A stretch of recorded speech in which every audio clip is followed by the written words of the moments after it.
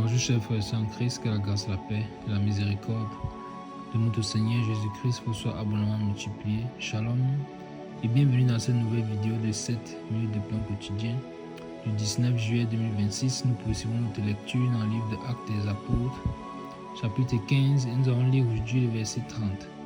Nous avons vu dans la vidéo précédente que les apôtres ont écrit une lettre, et c'était d'ailleurs la fin de la lettre que nous avons lue dans le verset 29 dans la vidéo précédente, pour l'envoyer lire aux bien-aimés qui se trouvaient à Antioche, pour les rassurer en leur faisant savoir que le salut ne se mérite pas par les œuvres. Le salut ne s'octroie pas par l'observance de la loi de Moïse, car c'est l'enseignement qui avait été propagé là-bas au milieu d'eux par des hommes venus de la Judée, qui n'avaient pas été mandatés par les apôtres de Jérusalem, mais qui sont venus avec cet enseignement et qui ont mis comme ça un joug sur le cou des païens, des anciens païens qui se sont convertis. Alors les apôtres Paul et Barnabas qui se trouvaient dans cette localité-là leur ont fermement résisté. Mais ils ne se sont pas juste limités à cela, ils sont également montés à Jérusalem pour voir les anciens, les apôtres du Seigneur, et exposer cette situation. Là, c'est là que Pierre, le capitaine, a pris la parole, a déclaré lui aussi également que il ne faut pas mettre un joug sur le cou des bien-aimés que ni eux ni leur père n'ont pu porter. À sa suite, les apôtres Paul et Barnabas ont raconté comment le Seigneur s'est justement glorifié au milieu des païens dans les différentes contrées dans lesquelles ils sont passés, parlant comme ça de Antioche de Pisidie, la Lycaonie, Lystre, Derbe, ainsi de suite, Icône et autres. Alors l'apôtre Pierre lui-même, étant allé dans la maison de Corneille où il a vu le Saint-Esprit à l'œuvre, se manifestant et descendant sur ces personnes-là qui étaient simplement là en attente de voir la main de Dieu se glorifier dans leur vie. Au travers d'abord de la personne de Corneille, qui donc par lui, toute sa famille a été sauvée. Donc le Saint-Esprit s'est glorifié. Et là encore, après, à la suite des apôtres, l'apôtre Jacques, cette fois-ci, il a pris la parole, il a cité maintenant les Écritures. Et une fois que les Écritures sont citées, on avait vu que nous n'avons plus de raison de discuter. Les Écritures doivent toujours être la référence, doivent être tout ce qui nous met d'accord. Alors, on a déjà eu au moins 2 et 3 témoins, et même plus, car on a eu Pierre, Barnabas, Paul et Jacques. Alors ça nous a fait donc ces témoins-là qui ont dit non, il ne faut pas faire ainsi. L'apôtre Jacques, inspiré donc par le Saint-Esprit, a dit tout simplement qu'il faut donc juste recommander aux païens d'éviter les viandes sacrifiées aux idoles, d'éviter les animaux étouffés, le sang et la débauche. C'est d'ailleurs ainsi qu'il a fait ce verset précédent que nous avons lu, qui était la fin de cette lettre qu'ils ont envoyée par les mains de Silas et de Jude. C'est ainsi que cette lettre-là s'est terminée. Donc, de s'éloigner des animaux sacrifiés aux idoles, de la débauche, et quoi encore, des viandes sacrifiées, du sang, et de s'éloigner de ces choses. Donc là maintenant, on est arrivé au verset 30 que nous allons lire aujourd'hui par la grâce du Seigneur. Nous voyons donc que la lettre a été lue. Les hommes fidèles qui ont sacrifié leur vie pour le Seigneur, qui ont donné leur vie pour le Seigneur, ont donc été envoyés, à savoir Silas et Jude. Les voilà qui rentrent à Antioche avec les apôtres Paul et Barnabas, et ils ont lu cette lettre. Alors le verset 30 nous dit ceci. Eux donc, ayant pris congé de l'église, allèrent à Antioche où ils remirent la lettre à la multitude assemblée. Amen. Je relis le verset 30. Eux donc, ayant pris congé de l'église, allèrent à Antioche où ils remirent la lettre à la multitude assemblée. Amen. De qui parle-t-on ici? On peut déjà le voir dans le titre même de ce petit paragraphe. Jude et Silas envoyés à Antioche.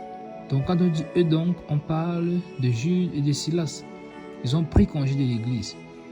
Et ils n'étaient pas seuls, rappelons-nous cela, ils étaient accompagnés des apôtres Paul, Barnabas et Barnabas. Donc ils ont pris congé de l'église. Voici maintenant des hommes qui sont envoyés par l'église. Voici donc le protocole, comment est-ce que les hommes sont envoyés par l'Église, recommandés par l'Église, contrairement à ces hommes-là qui étaient venus de la Judée avec ce faux enseignement. Alors voici des hommes envoyés par l'Église et donc par le Saint-Esprit. Car le début de cette lettre disait dans cette lettre, il était écrit que il a plu au Saint-Esprit et à nous. Donc c'est le Saint-Esprit qui les envoie, c'est le Saint-Esprit qui a pris cette décision et c'est le Saint-Esprit qui les envoie avec cette lettre. Alors, voici des hommes recommandés. Alors, le verset dit qu'ils ont pris congé de l'Église, puis qu'ils ont été recommandés, ils ne sont pas partis de même, de leur propre chef, non. Et maintenant, c'est seulement là qu'ils sont allés à Antioche. Et ils ont remis la lettre à la multitude qui était assemblée. Donc, l'église d'Antioche était en train d'attendre la réponse qui devait venir de Jérusalem par la bouche des apôtres et donc par la bouche du Saint-Esprit. En train d'attendre, ils étaient assemblés. Et ça nous montre encore une autre image de l'église. Le fonctionnement dans le corps de Christ, selon les Écritures. Et en plus de cela, ça nous montre quoi? Que l'église était assemblée. Donc, ils étaient constamment dans la prière, constamment assemblés pour que le Seigneur se glorifie, pour être édifié. Donc nous aussi, nous sommes appelés à marcher dans cette unité de l'esprit.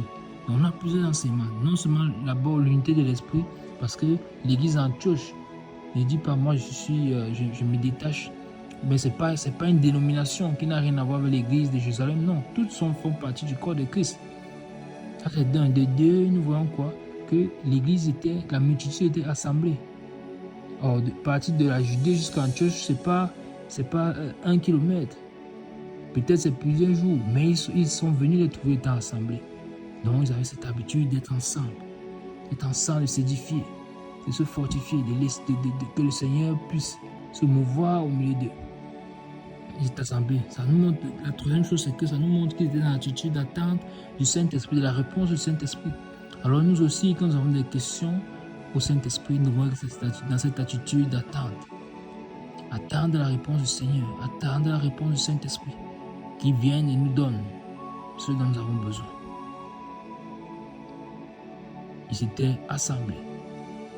Et ça nous montre également la fidélité de ces deux hommes qui étaient envoyés, Jude et Silas. Ils ont pris à cœur cette mission et ils sont allés recommandés par le Saint-Esprit.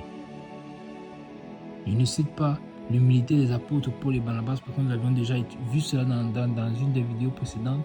Ils ont eu l'humilité de monter à Jérusalem, poser cette question aux bien-aimés, aux apôtres du Seigneur, même si à la fin, la décision qu'ils avaient déjà prise était la bonne, c'est-à-dire refuter complètement et fermement cet enseignement qu'il faut observer la loi de Moïse pour être sauvé. Ils avaient déjà eu le même aliment, la même réponse du Saint-Esprit, mais ils sont quand même allés, ils se sont humiliés pour que les bien-aimés à Jérusalem puissent entériner cela. Et c'est dans cette lettre donc qui est le sceau, parce que cette lettre est scellée. On avait vu que cette lettre également, c'est un témoin. Alors, à Antioche sont retournés, là aussi, au moins 3 témoins, Jude, Silas et la lettre. Car Paul et Barnabas avaient déjà été là-bas à Antioche, ils étaient déjà les anciens d'Antioche. Alors, merveilleux passage encore une fois de plus, où nous pouvons tirer beaucoup d'enseignements. Et par la grâce de Dieu, nous allons voir donc qu'est-ce qui va se passer après que les apôtres et les frères ont lu dans cette lettre-là au milieu de l'église d'Antioche. Quelle sera la réaction des frères et que va-t-il se passer par la suite? C'est ce que nous verrons par la grâce de Dieu dans la prochaine vidéo. Nous arrêtons là pour aujourd'hui. C'était tout pour les 7 minutes de pain quotidien ce jour. La grâce, la paix et la miséricorde de notre Seigneur Jésus-Christ vous soient abondamment multipliés. Shalom.